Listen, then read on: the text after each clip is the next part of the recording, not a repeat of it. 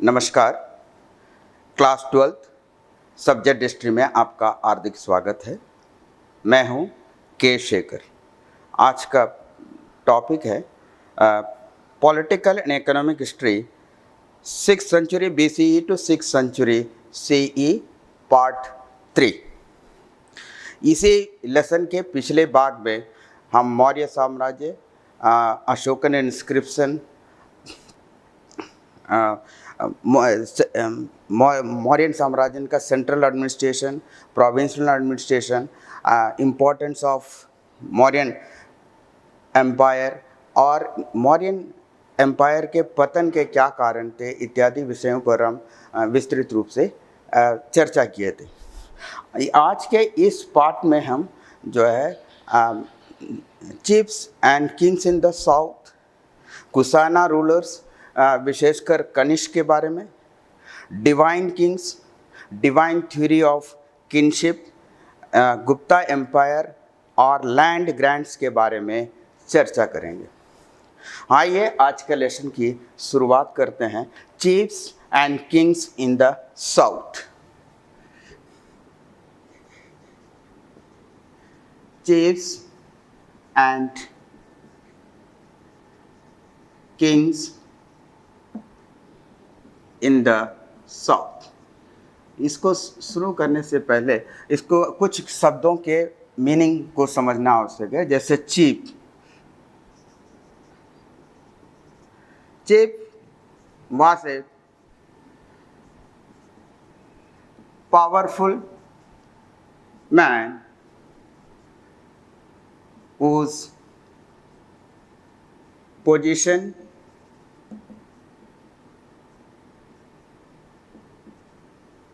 might be or might not be hereditary।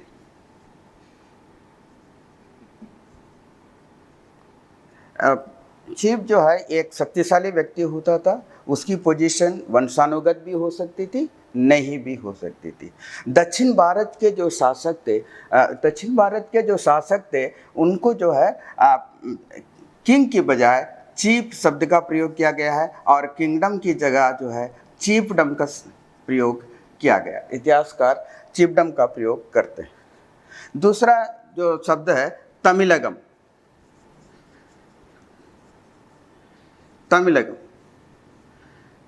Tamilagam ancient Tamil country को तमिल कहा जाता था, जो वर्तमान तमिलनाडु, आंध्र प्रदेश और केरला के क्षेत्र आते थे।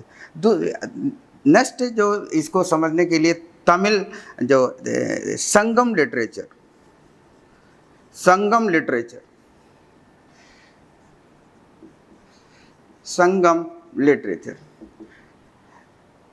एंशियंट तमिल काव्य के संग्रह को जो है संगम लिटरेचर कहा गया। संगम जो है संस्कृत का शब्द है, जिसका मीनिंग है संघ या एसोसिएशन। जो तमिल कवियों का ये संघ होता था और इनके द्वारा ये काव्यों का संग्रह किया जाता था, जिसके कारण इसे संगम लिटरेचर या संगम साहित्य कहा गया है। संगम साहित्य को हम बृहद रूप से दो ग्रुप में बांट सकते हैं। मेल कनक जिसमें 18 ग्रंथ बृहद ग्रंथ आते हैं और कील कनक जिसमें लघु 18 ग्रंथ आते हैं। नेक्स्ट जो है शिलापदिगारम। ये तमिल एपिक, तमिल महाकाव्य। तो ये इन शब्दों को समझने से हमें साउथ के जो इतिहास को समझने में मदद मिल सकती है। अब आते हैं Tamil sources of the history of southern states. History of southern state।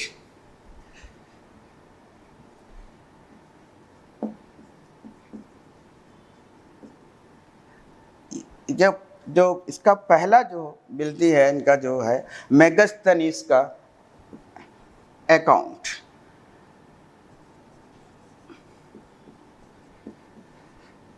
Megasthenes account, Megasthenes के अकाउंट में जो एक यूनानी था उसमें जो है दक्षिण के राज्यों का उल्लेख मिलता है। दूसरा जो महत्वपूर्ण है अशोकन इंस्क्रिप्शन। अशोकन इंस्क्रिप्शन में जो है दक्षिण के राज्य इंस्क्रिप्शन में दक्षिण के राज्यों का उल्लेख मिलता है। चोला किंगडम, पांड्या किंगडम और केलर पुत्र के नाम से जो है रॉक एडिक्ट्स में इनका वर्णन मिलता है। तीसरा है संगम लिटरेचर। संगम लिटरेचर, इनमें भी जो है दक्षिण के राज्यों का उल्लेख मिलता है। ये राज्य जो है अप्रॉक्सीमेटली फर्स्ट सेंचुरी BCE में जो है अस्तित्व में आए थे।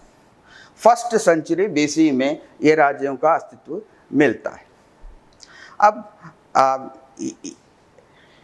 अब आते हैं मेन रूप से तीनों राज्यों के बारे में जानकारी लेते हैं। पहला जो है आ रहा है वो है चेरा किंगडम।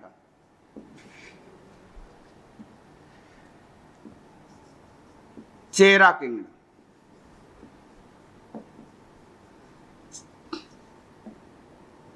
चेरा किंगडम वर्तमान जो है केरल और तमिलनाडु के क्षेत्र में जो क्षेत्र को चेरा किंगडम के अंतर्गत आता था।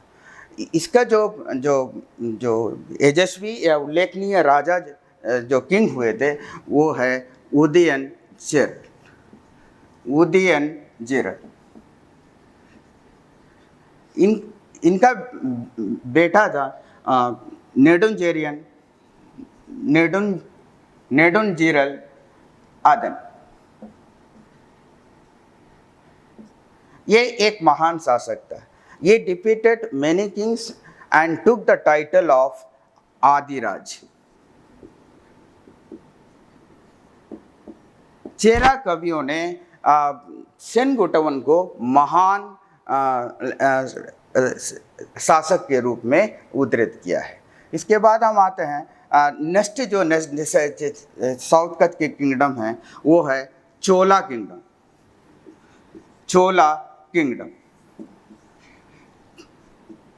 चोला किंगडम जो है पांड्या किंगडम के उत्तर पूर्व में और पेन्नार और वेलार नदियों के मध्य स्थित था।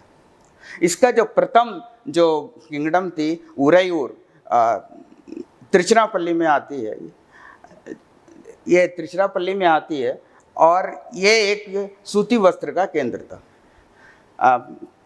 और जब इसका जो उल्लेखनीय शासक है उसका नाम है करिकालन।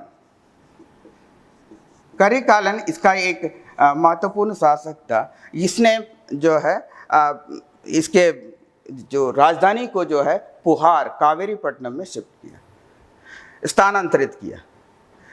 चोला किंगडम एक महत्वपूर्ण किंगडम है। इन्होंने 150 अप्रॉक्सीमेटली 150 फीसदी पर श्रीलंका पर अधिकार कर लिया और लंबे समय तक इनका श्रीलंका पर शासन रहा। तीसरा शासक आता है पांड्या किंगडम।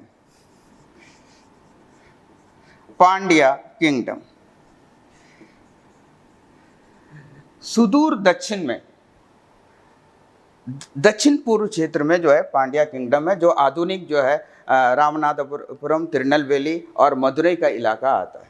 इसके जो राजधानी थी वो तो मदुरई थी और इनकी जो नेडुंजरियन को महत्वपूर्ण राजा के रूप में प्रेषित किया गया है।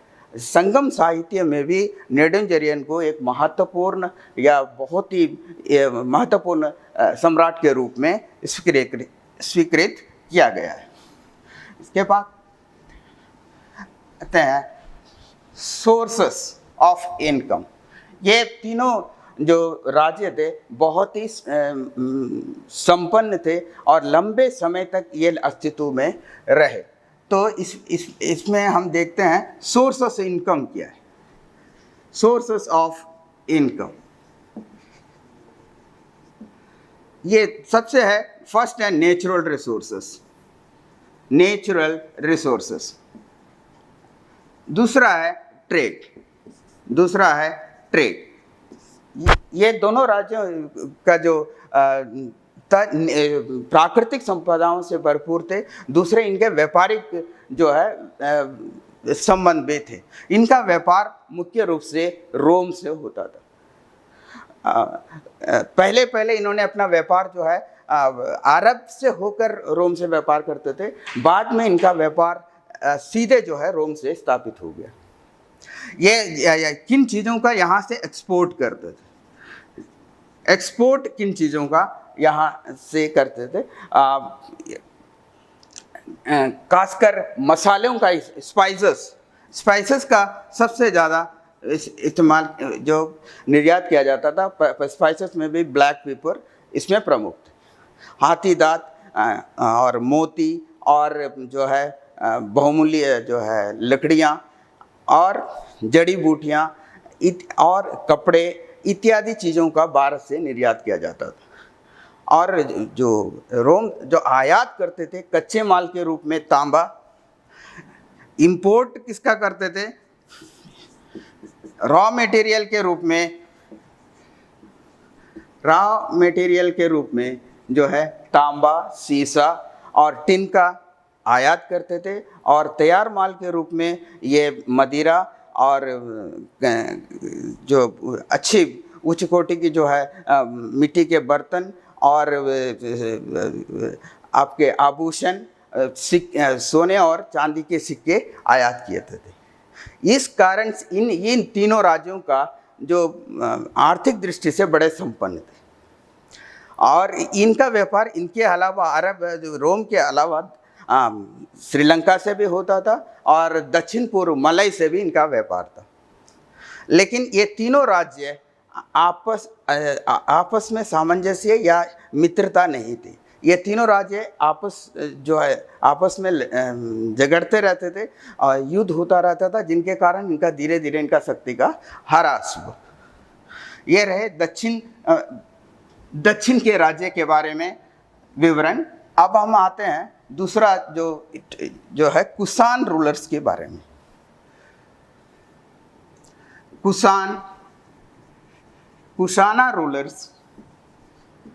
कुषाणा रूलर मेनली कनिष्का के बारे में।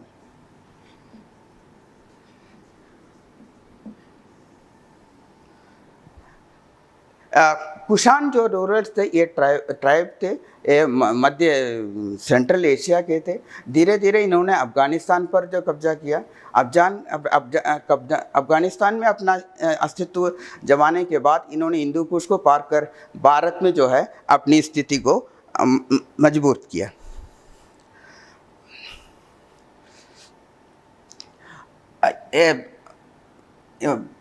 इसका जो कुषाण रूलर्स में सबसे महत्वपूर्ण शासक है कनिष्क। कनिष्क जो है बहुत ही योग्य था। अपने ताकत के बल पर इसने एक विशाल साम्राज्य का स्थापना किया। आपका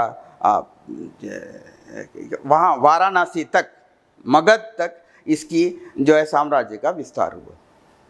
तो एक शासक के रूप में इनकी उपलब्धियां क्या है, ये इसके बारे में हम विचार करते हैं। Number 1, military achievement.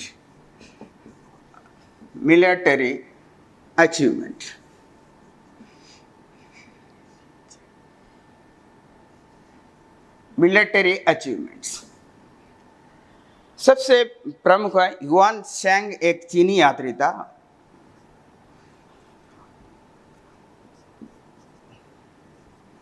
हुआन सैंग एक चीनी यात्री था जिसने जो है कुषाण शासक के बारे में लिखा है कि इनकी राजधानी जो है पुरुषपुर थी, जो अभी पाकिस्तान में है, जिसका नाम अभी पेशावर है। कनिष्क की जो राजधानी थी पुरुषपुर थी, और ये बड़े संपन्न थे। ये कनिष्क ने कश्मीर पर विजय प्राप्त की, इसके साथ साथ पंजाब में भी इन्होंने विजय प्राप्त की। और कश्मीर में इन्होंने एक जो है नए शहर का वो है कनिष्कपुर, वो जो बहुत प्रसिद्ध हो। दूसरा इनका जो उपलब्धि है सका संवत, सका संवत 78 CE में जो है कनिष्क गद्दी पर बैठा। उसने इसे जो है एक नए संवत के रूप में, एक नया एरा के रूप में स्टार्ट किया, जो विक्रम संवत के नाम से भी जाना जाता है। विक्रम संवत के नाम से भी जाना जाता है, जिससे जो है सरकारें आज सरकार जो है आज भी इसको इस्तेमाल कर रही है। दूसरा वेरी इंपॉर्टेंट नेक्स्ट चीज जो है फोर्थ बुद्धिस्ट काउंसिल, या इससे पहले और एक पॉइंट को देते हैं, patronage to Buddhism, patronage to Buddhism, patronage to Buddhism. एक अश्वघोषा एक बुद्धिस्ट विद्वान है। इसने जो है कनिष्क को जो है बुद्धिज्म का ज्ञान दिया, और ये जो है बुद्धिज्म का अनुयायी हुआ। इसके बाद इसने पुरुषपुर में एक स्तूप और एक जो है मठ का स्थापना की। कनिष्क ने इसके बाद जो रिलीजियस मिशन आपका तिब्बत, चीन और मध्य एशिया में भेजा। ये इसकी जो है बुद्धिज्म के प्रति समर्पण है। फोर्थ जो है वो जो है fourth Buddhist council, fourth Buddhist council.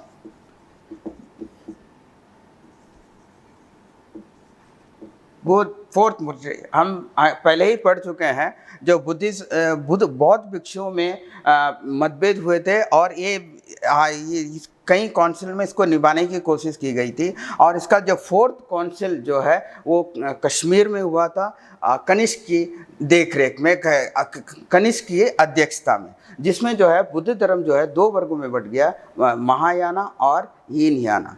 Mahayana का जो संरक्षक के रूप में कनिष्क ने अपनी सहमति दी, उसका संरक्षक रहा।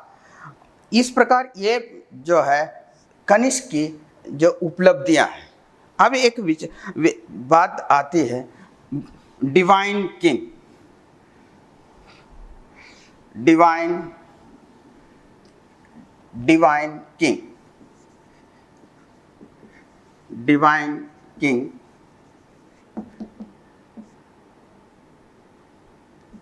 Divine theory of kingship, divine theory of विचाराधीन काली में जो विचाराधीन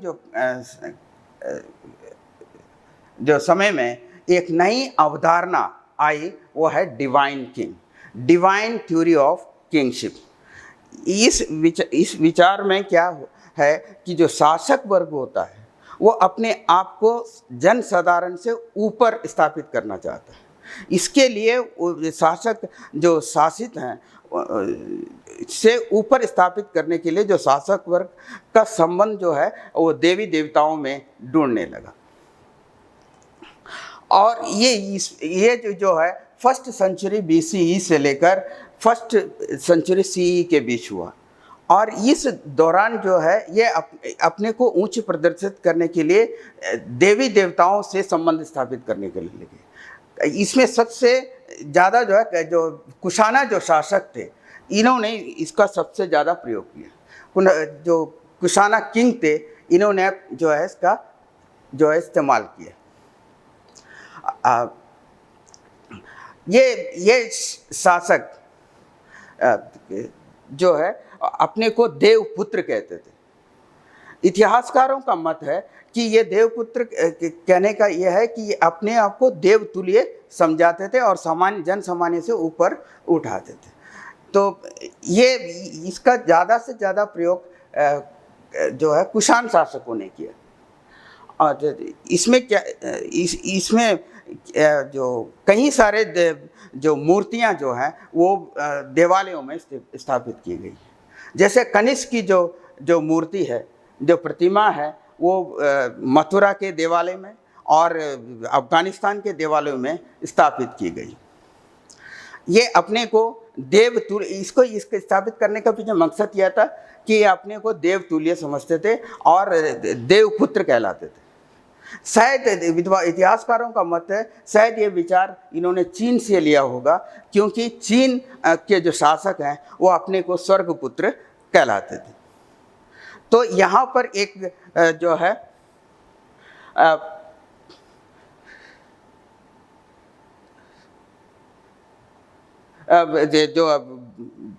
जो आपका कनिष्क की एक मूर्ति दी गई है जो सैंडस्टोन से बनी है, और ये इसकी मूर्ति जो है मथुरा में और अफगानिस्तान के देवालयों में स्थापित है। इसके बाद जो है जो कुषाण कॉइन्स की जो स्टडी जो है न्यूमिस्मेटिक्स में की जाती है।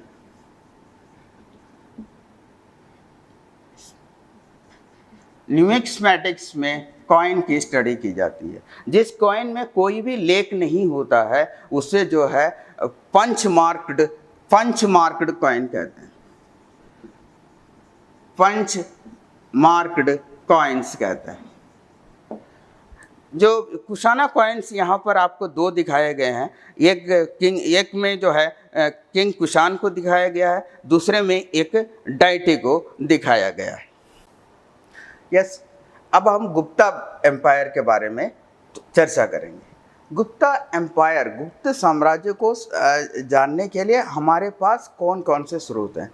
पहला जो है चाइनीज यात्रियों का जो वृत्तांत है, फाइयान और इत्सिक, इनके विवरण से जो है हमें जानकारियाँ मिलती है। इलाहाबाद पिलर इंस्क्रिप्शन से भी हमें जो है गुप्त साम्राज्य का विवरण मिलता है। लिटरेचर जिसके अंतर्गत कालिदास के जो साहित्य है, इनसे भी हमें कालिदास के साहित्य मेघदूत और अभिज्ञान शकुंतलम से भी जानकारी मिलती है। इसके अतिरिक्त मॉन्यूमेंट्स और कॉइन भी हमें एक महत्वपूर्ण जो है ज्ञान प्राप्त कराते हैं। जो गुप्ता साम्राज्य की स्थापना लगभग 34 शताब्दी में हुई थी। अब इसके बारे में इसकी थोड़ी और आगे चर्चा करते हैं। गुप्ता साम्राज्य के जो प्रथम किंग के रूप में श्री गुप्ता आते हैं। श्री गुप्ता, इन्होंने एक छोटे राज्य का स्थापना किया था। इनका बेटा जो था वो घटोत्कच था। घटोत्कच। इसके बाद जो है इनका जो प्रथम जो शासक के रूप में होता है चंद्रगुप्त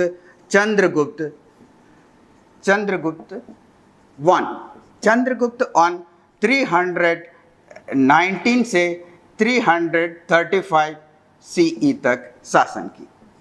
335 CE तक शासन किए।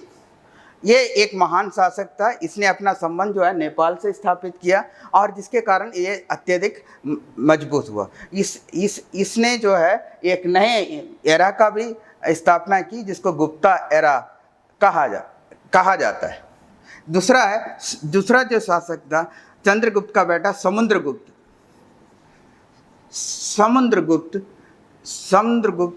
ये जो 335 से 380 CE तक शासन किया।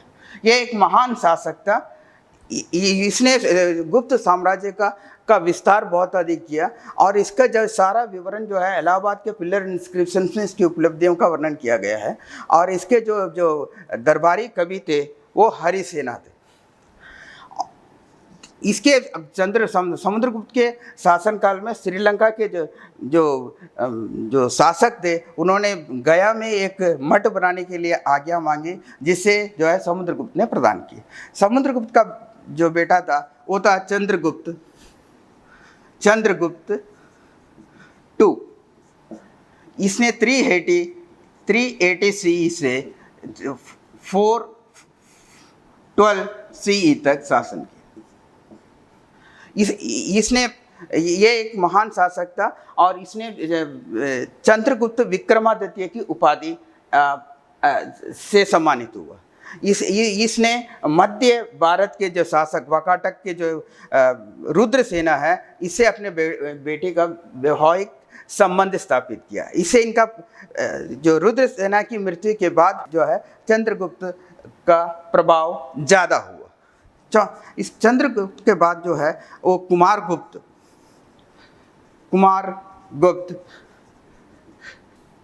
412 से 455 तक शासन किया। इसके बाद जो अगला शासक था वो स्कंदगुप्त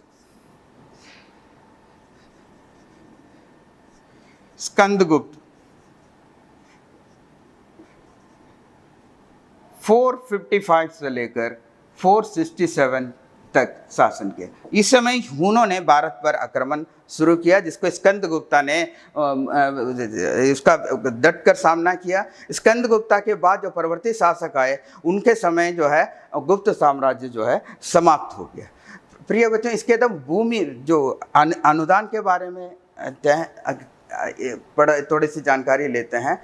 गुप्त जो शासक थे, गुप्त शासक मंदिरों को, मठों को और दूसरे जो संस्थाओं को जो है भूमि दान देते थे। इसमें एक अभिलेख आप हमारे पाठ्य पुस्तक में है, जिसमें प्रभावती गुप्त जो चंद्रगुप्त द्वितीय की पुत्री थी, जिसकी विवाह जो मध्य भारत के शासक रुद्रसेना से हुआ था, उस जो रुद्रसेना की मृत्यु के बाद प्रभावती गुप्त उसका शासिका बनी और इसने एक ब्राह्मण को भूमि का दान कर रही थी। धर्मशास्त्रों से पता चलता है तत्कालीन समय में जो है इस महिलाओं को अचल संपत्ति यानी भूमि पर अधिकार नहीं था। तो यहाँ पर ये प्रश्न उठता है कि जब अधिकार नहीं था तो ये अभिलेख में जो समकालीन जो अभिलेख हैं, ये विवरण कैसे हैं? इतिहासकारों के अनुसार यहाँ पर दो मत प्रकट किए जाते हैं। एक मत के अनुसार शायद ये प्रभावती गुप्त एक महारानी थी, जिसके वजह से जो है इनको अपवाद स्वरूप इनको यह अधिकार प्रदान किया गया हो। दूसरी विचार ये है, शायद धर्मशास्त्रों का सभी जगह पर एक जैसा लागू नहीं किया जाता था। इस अभिलेख से हमें ये भी ज्ञात होता है कि गांव में ब्राह्मण, किसान और अन्य लोग रहते थे और ग्रामीण लोगों को जो शासकों को कई सारी चीज़ें देनी पड़ती थी और इसके अलावा जो नए शासक का आदेशों का पालन करना पड़ता था। जो भूमि जो है ब्राह्मण को दी जाती थी उसे अग्रहारा कहा जाता था। इस अभिलेख से ये भी पता चलता है कि जो ब्राह्मणों पर कोई कर नहीं लगती और जो है ब्राह्मण जो है सभी पर कर लगाता है। ये वेरी इम्पोर्टेंट है। और जो यहाँ पर जो है ये गुप्त साम्राज्य का मैप दिया गया है, उनका विस्तार देखिए। गुप्त का एक मौर्य साम्राज्य के बाद एक विस्तृत क्षेत्र में जो है गुप्त साम्राज्य स्थापित हुआ। गुप्त साम्राज्य का यहाँ पर दो कॉइन भी दिए गए हैं। रूलर जो गुप्ता रूलर्स हैं, जो सभी गुप्त शासकों ने सोने के जो है सिक्के जारी किए। इससे ये साबित होता है कि ये इनका राज्य कितना समृद्ध था। गुप्त जो काल को जो है भारतीय इतिहास में स्वर्णिम काल कहा जाता है, क्योंकि साहित्य, आपका विज्ञान और संपन्नता की दृष्टि से ये बहुत मजबूत थे।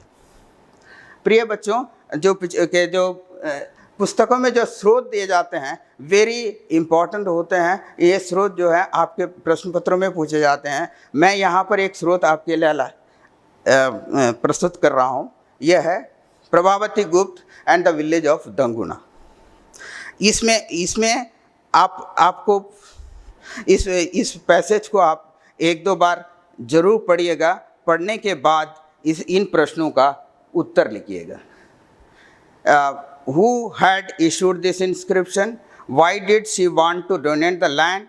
Who was the receiver of the land? What were the exemptions conferred on a typical Agrahara land? State the significance of this source. Give 3 points. प्रिय बच्चों, मैं यहाँ पर ये लेसन को समाप्त कर रहा हूँ। आशा करता हूँ आपको जो है दक्षिण भारत के राज्यों के बारे में, कुशाना रूलर्स खासकर कनिष्क के बारे में, गुप्ता एम्पायर के बारे में और ये बारे में जानकारी प्राप्त हुई होगी। Thank you very much.